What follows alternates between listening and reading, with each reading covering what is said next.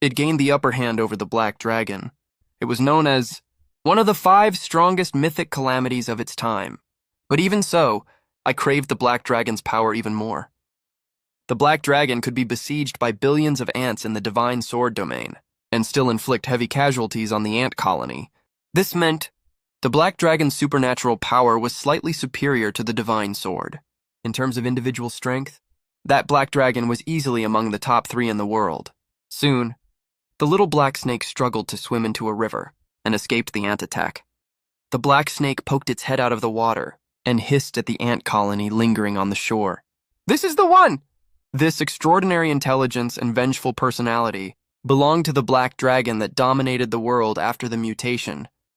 I rushed out from my hiding place. In an instant, grabbed the black snake in the water and stuffed it into a glass jar I had prepared earlier. Then I turned my eyes to the ant colony on the shore. The vast black ant colony had gradually retreated. Clearly they had given up on this hunt. But they might have given up. But I wouldn't. That's the Divine Sword ability, heralded as one of the most useful abilities of its time. It's an indispensable piece for me to dominate the end of the world in the future. Following the ant colony's trail, I successfully found their nest. Then I used fire and smoke to force the termite queen out of the cave. Seeing this, I grabbed the fleeing termite queen and put it in the same glass jar as the black snake. Looking at the 2 mythic calamities trapped in the glass jar, I laughed wildly, like a beast that was about to tear apart the world. Then I checked the time.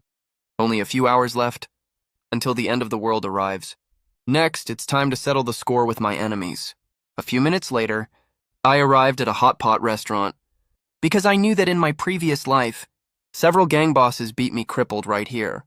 Before long, I caught a glimpse of several gang leaders walking in with their underlings, shouting and making a racket. Suddenly, there was a loud bang.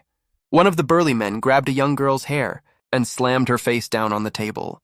"Don't be ungrateful. Do you know who my boss is? Have you heard of Brother Who? What do you want? This is a society ruled by law. I'm going to call the police." The young girl, surrounded by a group of drunkards, spoke tremblingly, like a frightened little rabbit. I glanced at the burly men, and the corner of my mouth curled up slightly.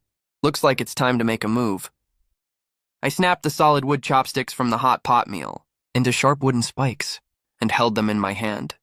I walked slowly towards the gang leaders and patted one of the men on the shoulder. Just as he was about to turn around and curse, I instantly pierced his trachea with the chopstick from the side. Immediately, a large amount of scalding blood foam gushed from his mouth.